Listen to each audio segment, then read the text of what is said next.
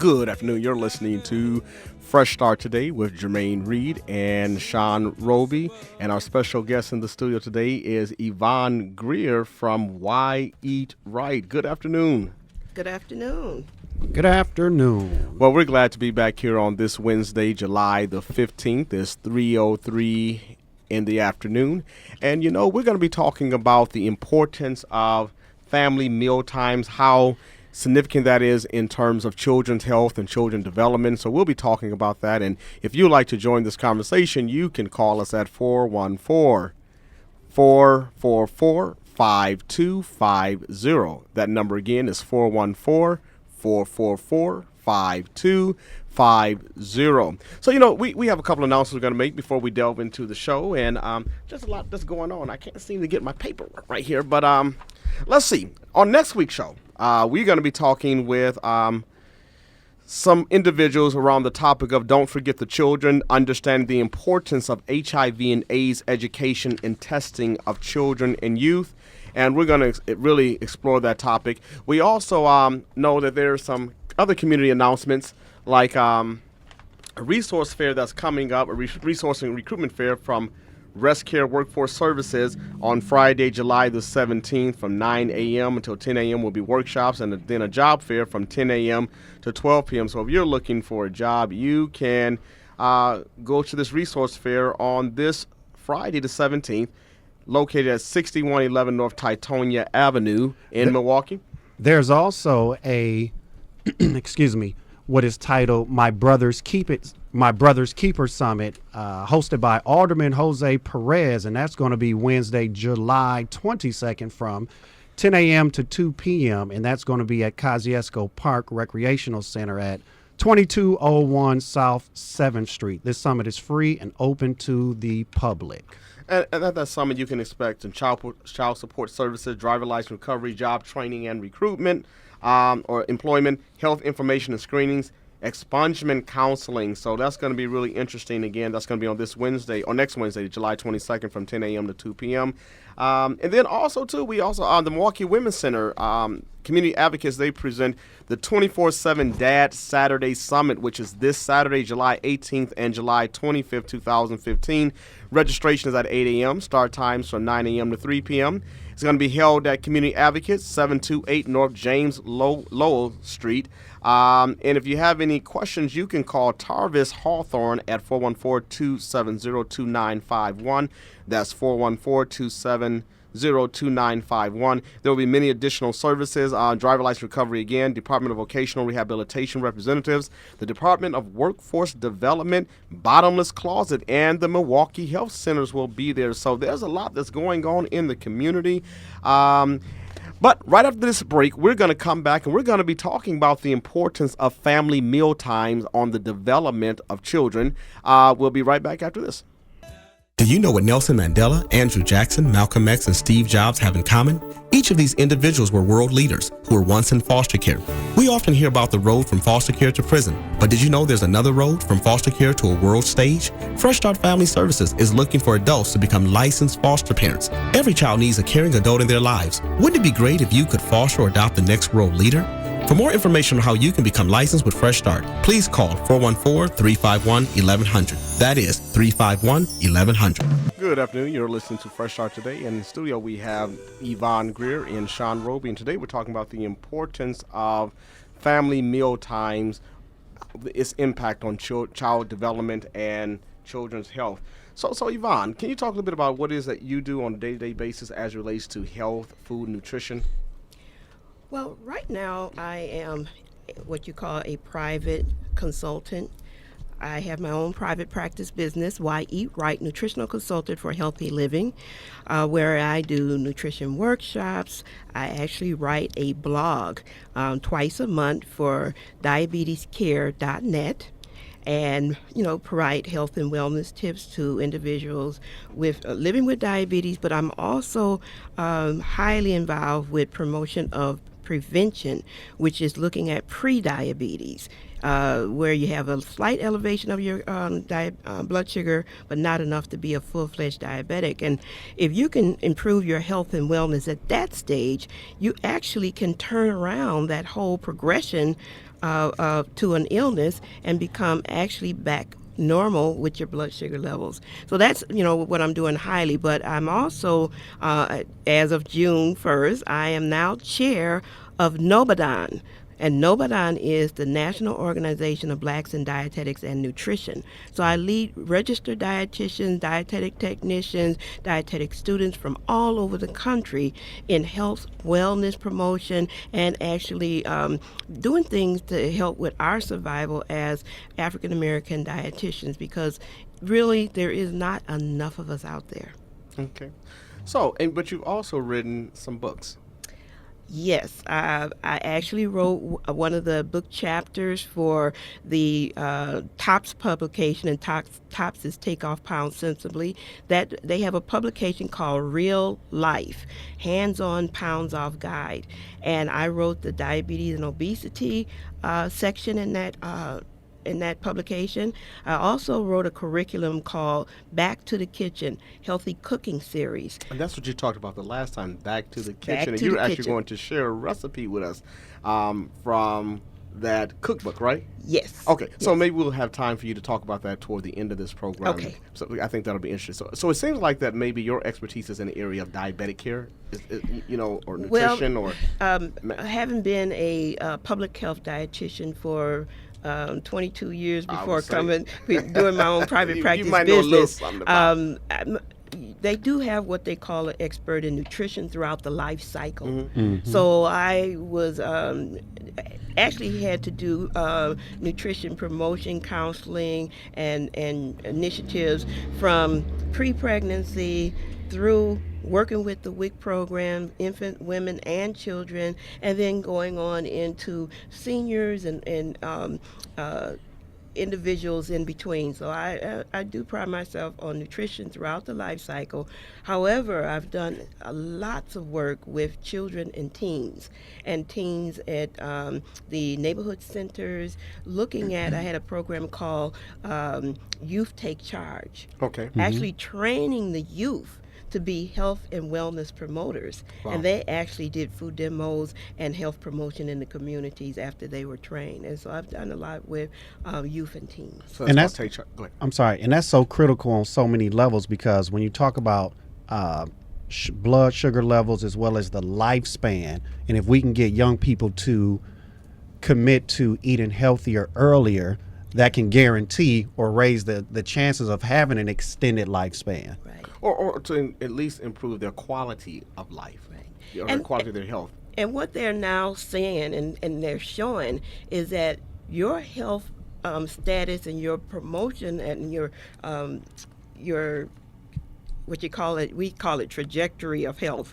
That means that your guide on health from birth all the way through old age can be set by what happened in your family line, what happened in your grandmother, what happened during pregnancy of your mother, and so on. And so once you improve the health of just one individual and change their trajectory of health, that their offsprings, their people from Right. then on will have a better health. So sometimes when we start thinking about health disparities and how our population has so many different types of health problems, it can be looked at as a health problem that can span generations. And once you change it in your particular generation, generations to come will even be healthier. All right. So let's talk about family mealtime and how important that is for child development, and what are the benefits of family mealtime. And the first question I want to ask you is, how important is the meal table?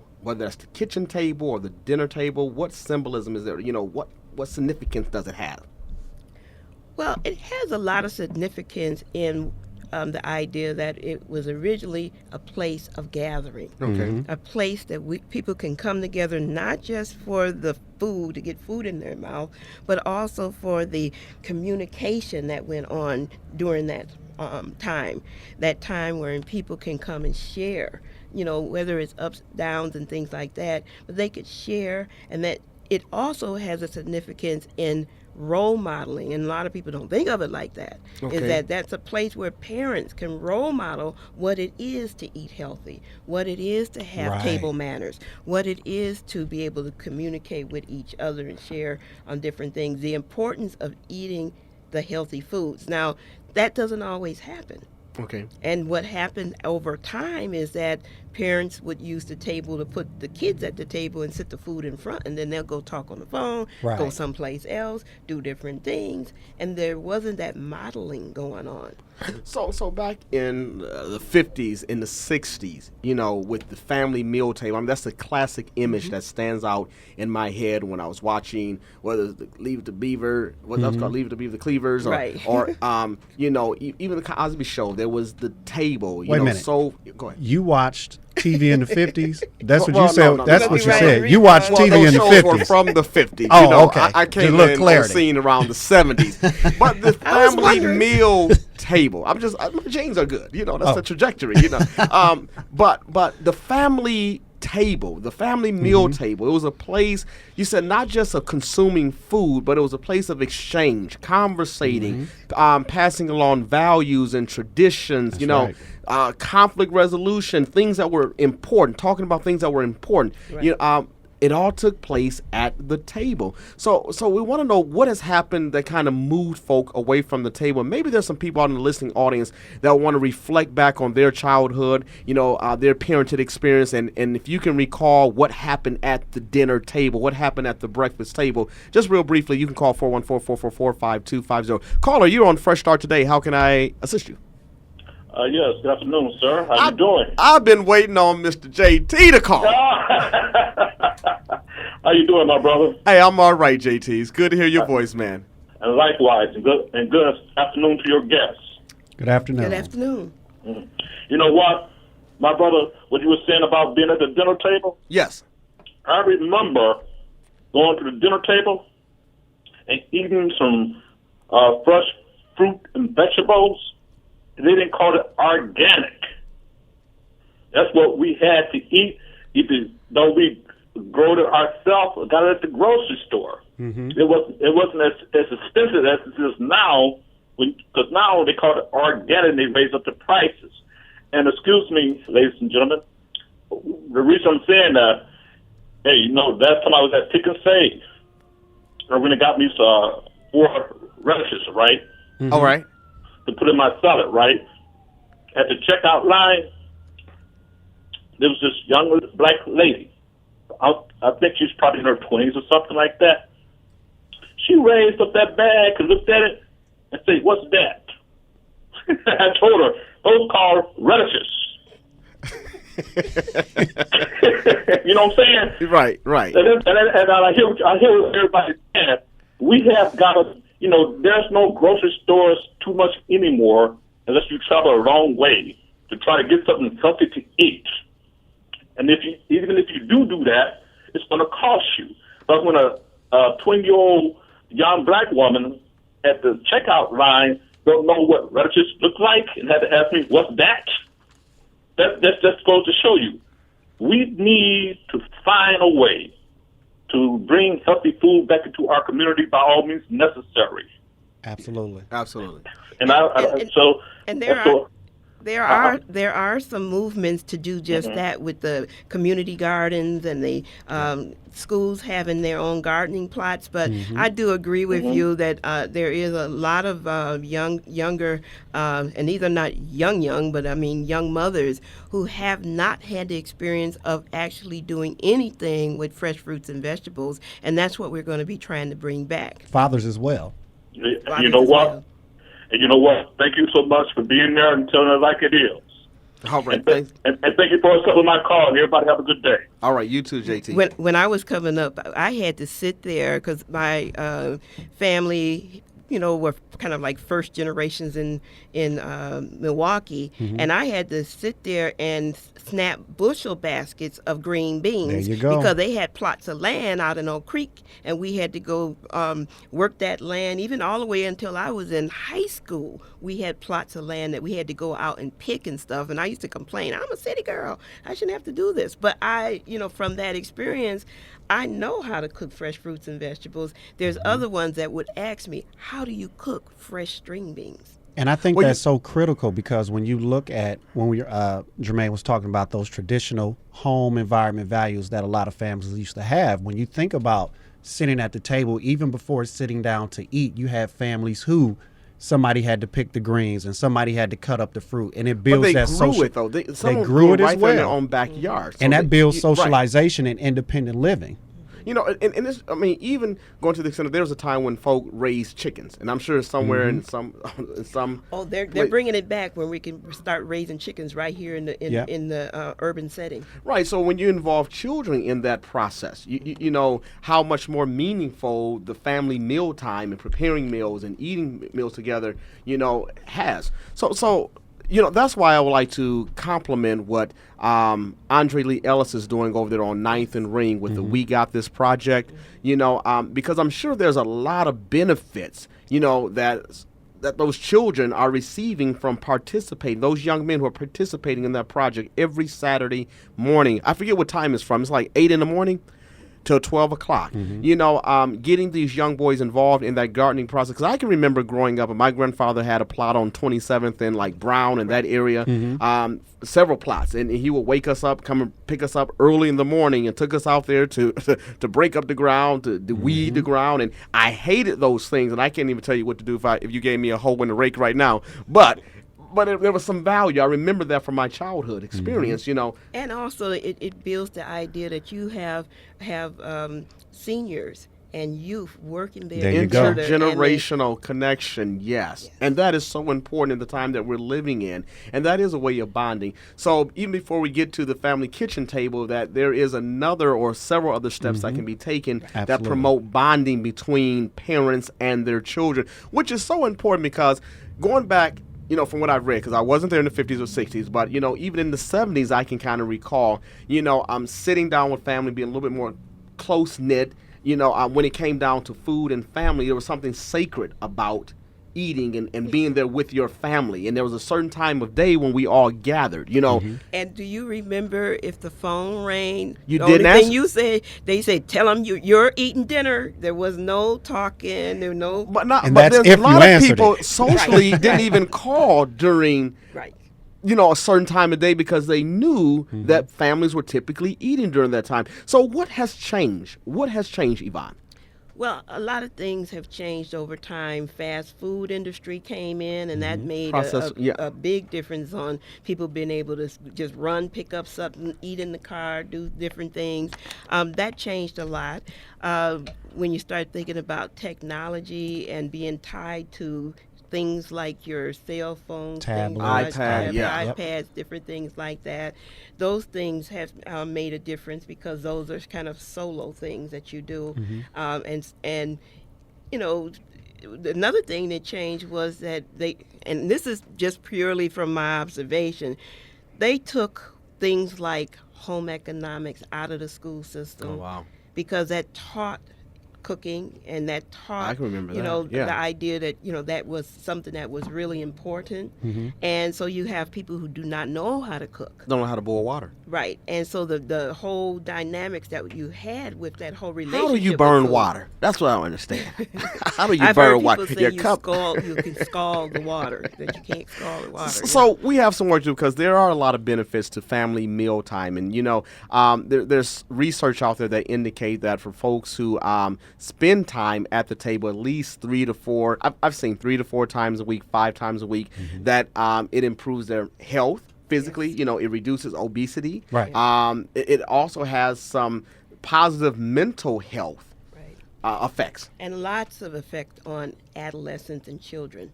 The nutrient content of what their meals are improves. They also eat more fruits and vegetables. They do think it's because of role modeling.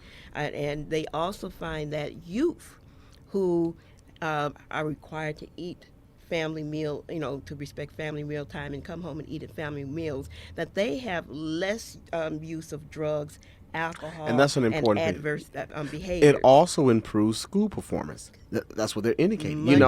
Yes, definitely. And so these things we're talking about again are very practical, simple, basic things that we don't have to construct a march, we don't have to get 5,000 signatures, and we don't have to pass legislation on. People can just make it a value, a priority to say, I'm going to sit down with my family, everybody, regardless to the age of your children, whether they're 4 years old or whether they're 15 years old, that at a certain time we are going to come together as a family and eat dinner or eat breakfast with one another. Mm-hmm. And that's so critical on so many levels. When you think about the whole idea of each one teach one, and everybody sitting together, and that whole the family under your roof, but then your community family, because there were times where if the family was sitting down and eating, and one of the kids were outside and their friends were with them, and their friends are sitting there, and hey, everybody come on in this house and eat. So everybody had that opportunity to learn something, to fellowship with everybody else under that same roof, and learn some type of socialization or independent living skills. Good afternoon, caller. Hey, good afternoon. Good afternoon. How you doing, Brother Reed? I'm doing great. I'm doing great, my friend. Hey, man. Good show, good topic. Hello to you and your guests. I go along, I talk to a lot of schools. I'm a DJ. I go along and talk to a lot of schools and kids, and I'm glad you guys brought this subject up, because this is something that is near and dear to me, but I never thought to include that in my conversation when I'm talking to the kids and adults that come up together at the family table. My parents are deceased, and but even before, and they ended up divorcing. But before that, I really remember that the coming up in the 70s. Unlike you, Brother Reed, when you came up in the 50s watching Leave It to Beaver. Exactly. All right, Doc B. No, seriously, no. What I do remember is the TV, and I'm an avid TV watcher. The TV had to go off, music was off, and there was a conversation. And yeah, those roles, and since my mom was a principal, and had higher education, it wasn't like, even though there was a traditional man-woman role, it wasn't, because she was out working and she was the boss as well. It was like a co-boss thing, you know what I mean? And me and my sister got that, so stuff wasn't gonna get tolerated. The other thing that it does, and it did, was it taught us how to dine in public, or when we was around other people and outside. There you the go. house. Appropriate etiquette. All the elbows on the table and smacking, and close your mouth while you know what I'm saying. Don't talk with your mouth full. Those things got reinforced then, and I think take your elbows off the table. Right. Man, just anything that's wild, or what I'm saying, you get introduced to what not to be over the top of like a salad fork, and should we even do salad, or can we have sodas, or do we do water and all that stuff? But let me ask you something. Let me ask you something, Doc B. When you were growing up, did your family, even going into your teenagers, did your family allow you to make plans around dinner time? You meaning can we like skip it? You mean? Or could you skip it, or No, the only thing that got me out of it would be because I was in sports, so I was like 2-3 sports, so that would change it a little bit. But overall, you still want to come in and have that conversation, and even and actually do chores, dishes. You know what I'm saying, all that stuff too. So no, you have to the old when the lights come on, and when we say be in the house. A, you can go out, but I need to know where you're going. And B, you're going to come in for dinner no matter what's going on.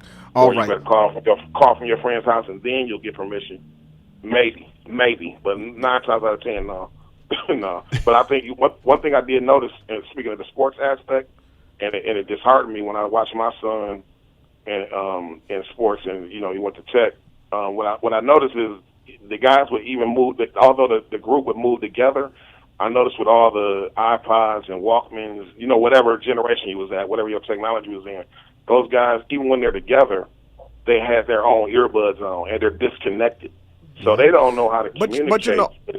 And I'm glad you brought that point. We're going to have to take our next call, Doc. But, this whole thing about technology and how it impacts the quality of family mealtime, because you can have folks who are all under the same roof, 7 different family members, and one is in the front room with their iPad, the other one is in the back room with their cell phone, another one has whatever, the television, and it's hard to get folk to the table. And that's what I'm talking about. Even when folk are right there in the same house under the same roof, it's hard getting folk to say, let's eat. And then when we come to the table, to leave our technology Elsewhere in the house. Well, real quick, the movie The Blind Side with the kid that got, adopted, the black kid that got adopted, he went and sat at the table while they was all for Thanksgiving watching football. And they all had to come turn the TV off and come back to the table. That was a good example. All right. Well, Doc, thanks for calling, Doc. know. Yvonne, question for you. In terms of what things should happen when folks are sitting at the table, what makes eating, what improves the quality of that mealtime? Should people have the television on while they're eating dinner? No, they really shouldn't have the television on when they're eating dinner. I come from a family that TV was like gold. Everybody had a TV in their bedroom. Everybody had a TV everywhere. So I don't want to be a hypocrite and say I don't ever have the TV on. But when you have children and you really want to keep their attention, they can't concentrate with the TV on and you trying to talk to them. They can't sometimes even concentrate on the idea that this is a time to stay directed and stay and keep attention on eating. Their mind gets so distracted by all the noises and everything that, yes, definitely you should be turning the TV off while dinner is going on. The other bigger thing that I find, even if you turn the TV really, really down and you weren't, situated where you see it all the time, is the fact that there are so many parents who do not pull up a chair, they don't make a plate, and they don't sit there and eat with their kids. They throw the plates on the table and say, eat it, and then they go somewhere else. One thing that research has found is that kids eat better, more efficiently when an adult is at the table. Wow. So we need to bring the adults back to the table. You need to bring everybody need to get back to the table. Report back to the table. The other part is that the people have tables. Because you sit it on that table, and I just started thinking about it. People do have tables. Many of them do not eat at that table. Okay. See, sometimes the table, even in the kitchen or in the and I'm living guilty. room My table has so and much dining dust room on it. Have come a place for people to just pound everything. You have a multitude of everything on top of the table. Have you been to my house? No. We weren't going to discuss that on the show today. But I this is something that I really think we really need to stress. We need to get back to, and it's simple stuff. Table off. I'm gonna do it today. Put the chairs around the table and bring the kids and sit there with them. Make you a plate, because when you make a plate and you're eating the same thing they're eating, they know that you mean this is important for your body. This is important to not only your body, but you are important to me because we're sitting down and having this time together. Well, it's important to this family unit. The strength that comes, the connection that comes, from us sitting together. I think that's really important. We've gotten so far away from that. But let me ask you this, and I'm going to connect this to foster care in a minute. As relates to a menu, did you all prepare 2-3 different types of meals for the folk in the evening? Or was there pretty much one menu? This is what the family is eating today. They say, the parents used to say, you don't eat what I serve you, you don't eat. And that was it. You eat whatever was the menu was, and that's all. So even if children didn't like the green beans or the asparagus or whatever, they didn't get an alternative. That's something, because we believe in choice now, giving folk choice, and I see this One thing that's really important for parents to understand, and they've done so much research. I'm a believer in Ellen Satter's work in this division of responsibility between the parent and the child. It's up to the parents to set the stage of the environment, what gets served. Right. And what goes on around mealtime. It's up to the child whether he eats every single solitary thing. So that becomes a problem with parents, because they feel whatever I put there, you have to eat it. But then if you make them always eat regardless of what their internal clues are telling them, sometimes you're going to make them overeat and do things that really they're just, you're telling them to ignore what your body says. I said you eat because it's on the plate, and until you finish, so you build that into them, that anything I put on my plate, even if it's too much, I have to eat it. So that division of responsibility, remembering that you set the stage, not the child, on what gets served. Because I can remember that even little babies would eat what the parents have, because all they have to do is mush it up or puree it or whatever. But these little green beans are going to mush them up, and they get a baby little, But it wasn't this thing that I often see, and I stress that. But what happens when a baby has enough? They'll spit it out their mouth. They'll push it out. They'll do this. They'll do whatever. They don't want any more, and eventually we get to conclude that they don't want any more. Right. We take that away from them by pushing them to clean their plate.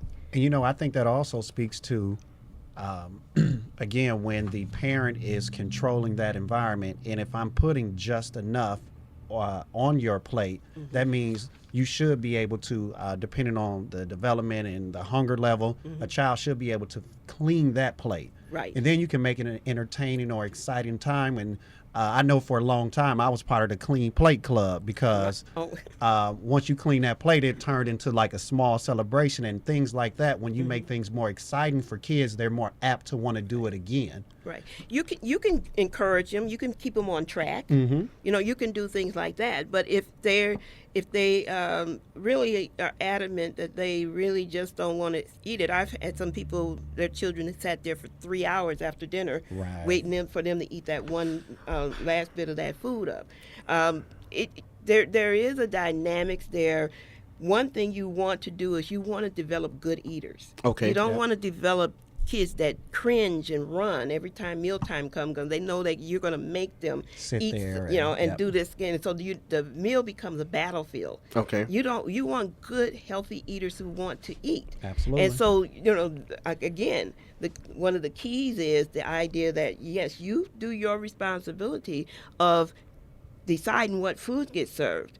And they then have to try what you want them to eat and eat as much as they want of that. But if they choose not to eat it, it doesn't mean that then you go make them a peanut butter sandwich.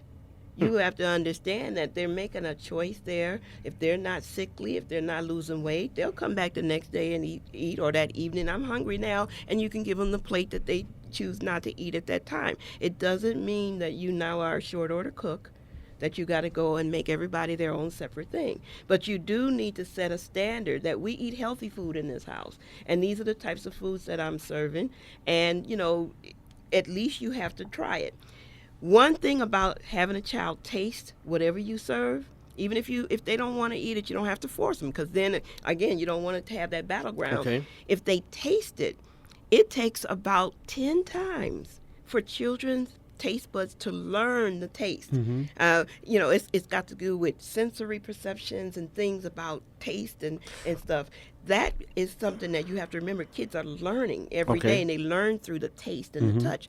And so if they don't like it the first time, that doesn't mean after 5 or 6 different tastes of it, they might like it at the end. I always use my kids as guinea pigs, and it did work. They started off not loving cabbage at 3. By the time they were about 7, and I said, well, I'm having cabbage today, I didn't take it out of my menu. I just decided this is the vegetable we have. I always put some on there. You decided. You have to at least taste it. I want to see you taste it. If you taste it and you really don't want it, I won't force you. Okay? After doing that a while, and I said, I'm having cabbage there. Someone said, my favorite. I was like, I couldn't even believe it. It worked, and it will work for children if you don't force them. So when I asked earlier about what has changed, what has moved us or has contributed to our moving away from sitting down as a family, eating and preparing fresh fruits and vegetables like JT had referenced earlier, do you think that folks think that is less expensive and that is less time consuming to go to McDonald's or to go out to a restaurant, Red Lobster? Do you think time plays a factor in that decision? I do think time plays a factor in it, but I think it's time that we have gotten used to. So, for instance, for some people, they feel like cooking a home cooked meal is quicker for them than to think of getting in the car, driving all of that way, doing all of this extra travel and all this extra stuff when I can just go in there and whip up something. Well, they So think it's they a- don't have time to cook. That's the thing. They don't think they have the time to cook. Yeah, and with the fast-paced lifestyle that we're Yeah. leading, and the kids, I know that my daughter right now has my grandchildren in about 4 different activities. Okay. You know, so they're a busy going world, every yeah. day to something different. So how do you carve out time for that What you do connection is and eat? So are we eating in the car and we say, okay, that's quality family meal time is on the go, and we can still keep our Well, kids engaged in a lot of activities? I Or- will say that one of the biggest things is planning and preparation. planning and Right. preparation. Planning Okay. and preparation, and the priorities that you set. If you have you set the priority that we are going to eat healthy foods, you just may need to do a little bit of extra pre-prep, a little bit better timing, getting up a little bit earlier, still having that healthy food, but you may have to do some pre-prep in the evening. You still work around. Who that has time for lifestyle. pre-prepping? Oh, there's time. I'm just for asking, pre-prepping. because and I that's hear the somebody big part where Right. you have to be, and again, that goes Make back ti- to yeah. the parents, is that you have to have that internal discipline within Right. yourself to say, you know what, it's Sunday evening or Sunday afternoon. I've done my running around. Now I need to chop up enough celery for the X amount of dishes. Now I need to make sure I get enough bananas and enough apples so we can tote that during in the backpacks. And So for whatnot. folks who say, well, I don't have enough time to do all that cooking, they should take in consideration the time it takes to get everybody into the car, how much time it takes to drive to the local restaurant, how much time it would take for them to stand in line or wait at or to be called to a table, then have to place an order and wait for them to prepare the mood. And the idea that usually in those situations you don't really have any leftovers, so you're going to have to do the same thing over and over again. An hour later. And you know, with many times with the fresh food, your fresh fruit is going to feed you longer than just that one meal. And so you will have that extra leftover. You can stretch your food dollars, and that's very important nowadays. The actual cost of food has really risen, and they do not believe that it's going to go down any soon.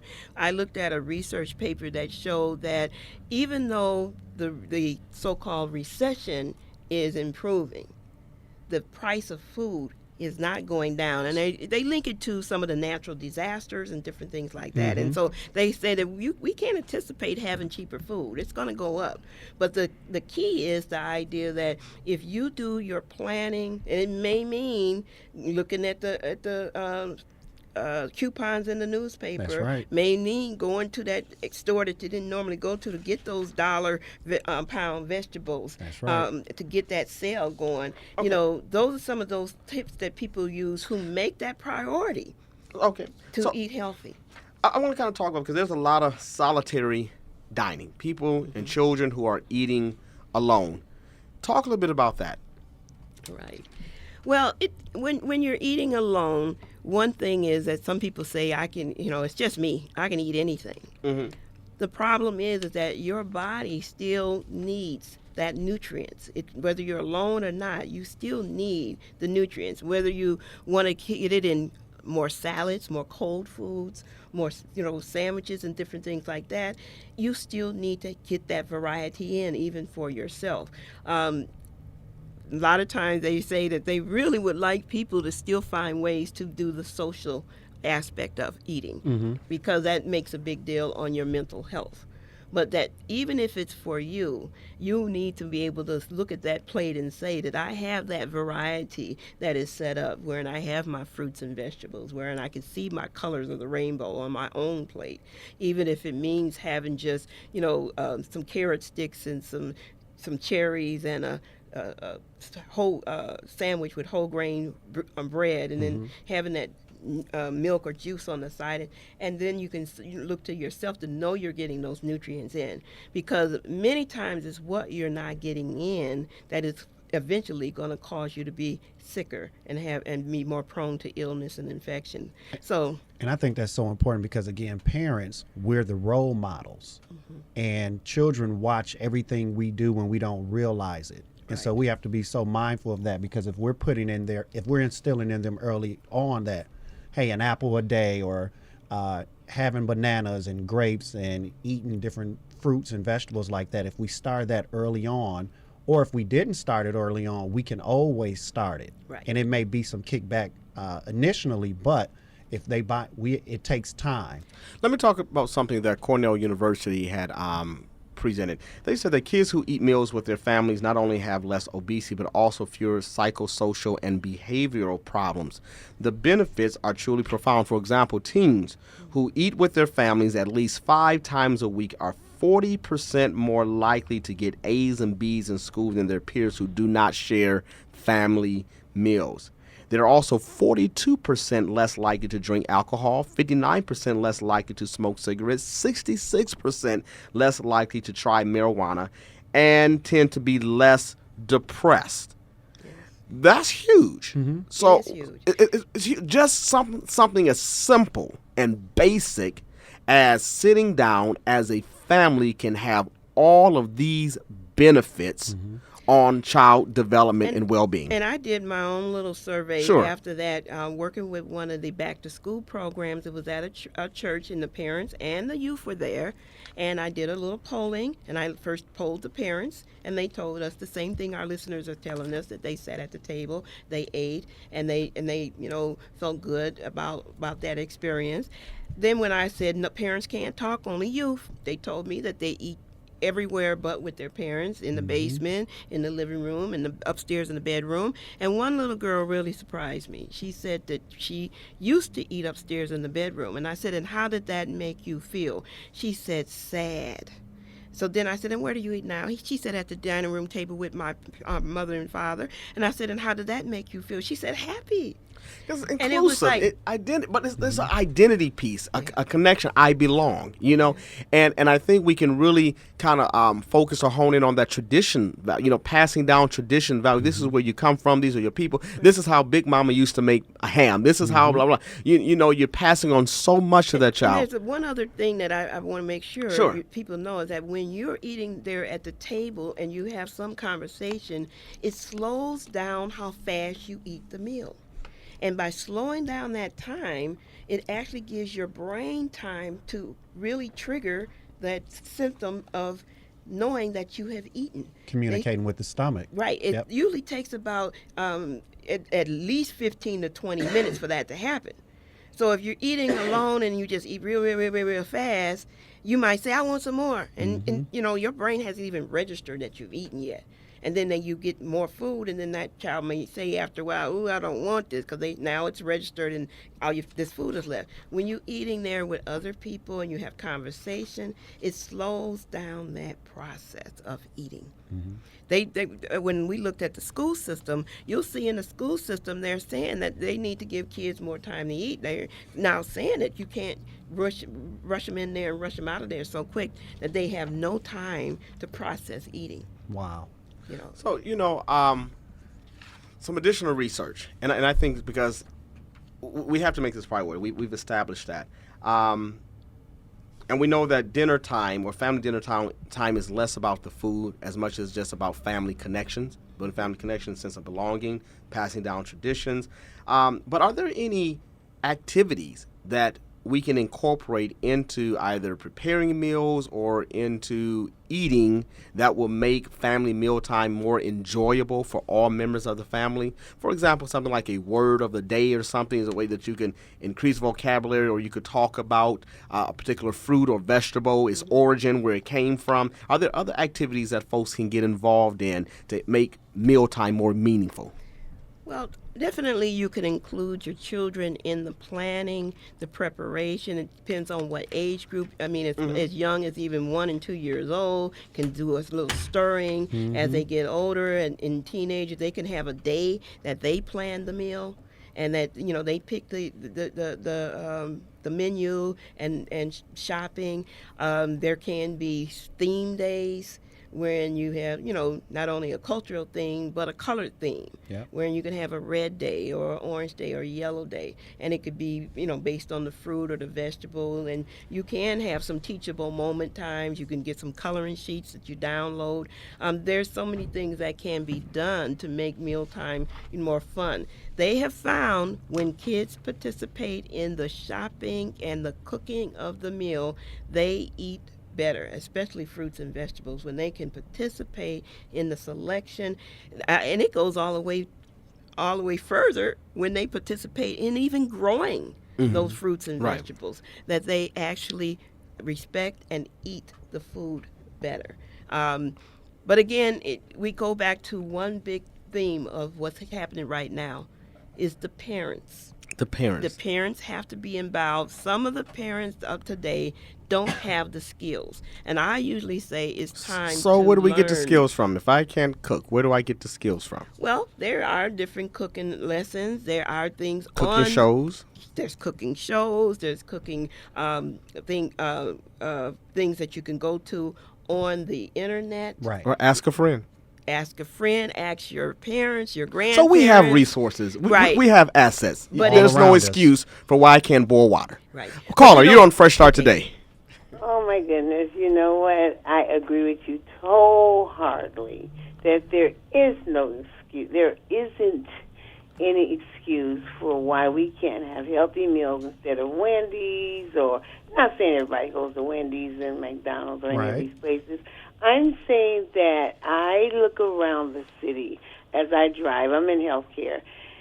And I see women, young ladies that are, and I'm a mature woman, that are way larger than I am. And I'm saying, okay, what could I do to help her? I'm not criticizing her or ridiculing her. I'm saying that health is a very chronic issue. I just got, I had all my tests done, and my doctor said, hey, your AC1s are this, and your cholesterol's down. I'm like, good, okay, now I need to do something else. More salads. I don't eat red meats, but if you do eat red meats, moderation. And it's teaching. It's bring your daughter in the kitchen. Bring those girls in the kitchen and the boys and say, hey, well, Mom, what are you doing? Ranch style dressing. When I worked for the school board, they had lettuce. They had carrots and celery with the ranch style dressing. Kids love that stuff. Yeah. Frozen yogurt. And you said something about, I'm not going to take up all your time. I just want to say this. You said something about sitting down at the table. Now, I happen to be a Blue Bloods fan. I love Blue Bloods. It's a show. Mm-hmm. All right. And they sit down every single Sunday, and they have a meal. They do their prayer, and they have a meal. They have their meal, and then they talk about what has happened, during the week, during the day, whatever. We used to do the same thing that show did. Right. And I think that we need to get back, even if it's outside, even if you're outside in the backyard, fruits, vegetables. You can make a salad with fruit. Yes. So let me ask you this. Do we have to pass a law to do that? No, the law is the law of love. We The don't. law is the law of love and the love of giving your time. There you go. to say, That's the prescription, yes. Here's what you do, baby. I'm gonna show you. And then one more thing, and I'm gonna hang up. The mature sisters, and I always keep bringing this up. The mature sisters, the ones in between 40 plus, 50 plus, whatever. We, like they say, the brothers got to step up. We have to step up too. Show them how to cook. Yes. And washing hands got to be a must. All right. Wash Well, thank those you. hands. Okay, we have a couple minutes left to the show, but we Thank you, appreciate you God listening to the bless. show, and please continue to support Fresh Start today. Now, listen, is there, when we talk about food, is there a connection between food and mood? Definitely. Yeah, because for one, there are certain foods that boost your serotonin level. And so certain type of foods that we eat, or if our serotonin level is low, can cause depression. the real funky down mood. But then when you eat something like chocolate and it melts on the back of your mouth, it affects your serotonin level. Now you're feeling good. It just melts all your troubles away. What do you think about that? I mean, and your euphoria, different things like that. Yeah, different foods can do that to you, but it's really a lot of times also based on even your blood sugar levels. Sometimes when you really are going too long without eating and your blood sugar levels get too low, it may make you crave certain foods, and then sometimes you turn to some of the really sweet foods and that type of thing. And then you start buying. That's where the impulse buying comes but in. Wait a minute. If you're But in a line. what if you have a hyperactive child? Are there certain foods that you should incorporate into your meal time or part of your diet, or you should exclude? Because there's a myth about sugar makes folk hyper. Some of those things are pure myths. Pure myths. Okay. Because many times children are just active anyway, and they put it on the food. But yet, when you have a meal that doesn't have enough protein in it, doesn't have enough whole grain fruits and vegetables, and if you're not getting enough vitamins and minerals into that diet, it will make that child crave things. And if you just give them foods that have no nutrition in it, it's going to seem like they're hungry all the time. It's going to seem like they want to eat all the time, because their body is sending that signal out, is that you're not giving me the nutrients that I need for my body to be at peace. Okay. And so a lot of times some of that hyperactivity and some of that, what they're viewing is not being viewed, it's not something that is just because of a certain food. It's the idea that they're not getting the nutrients that they need for their body, and their body's reacting. Well, the next time you come on, I really want you to come on and talk about emotional eating versus mindful eating. And you talked about a little bit about mindful eating before, but we can get to that. And certain foods to add to your diet, proteins and carbohydrates. But then also you created, this Healthy Family Meals, How Do You Score? That from the Back to Kitchen Healthy Cooking Series, that folk can use this to really kind of score and see where they're at in terms of how healthy their meals are? Right. Okay. And they can actually get a copy of this by... Well, we developed what we call a role modeling action guide. Now, if you go to the city's website, www.milwaukee.gov, and that would be the city's website, you would have to go to the health department and go to healthy eating. But on there, you will see the role modeling action guide. And in the parent section, you can find the Healthy Families Meal checklist. How do you score? It's about 9 questions that you can answer to see how well you're doing. We got 30 seconds. So, Yvonne, if people want to get in contact with you to learn a little bit more about healthy eating and family meal times, how can they reach you? I usually like people to email me, and then we can, set up a time if need be. But you can email me at whyeatright, www.whyeatright, Y as in yellow, EATRIGHT at AOL.com. So the assignment for this week, and I'm closing, is to make sure that you just stop and have a healthy meal with your children. Try to do it at least 4 times this week before we come back on next Wednesday. And you all be safe, and I'll talk to you later.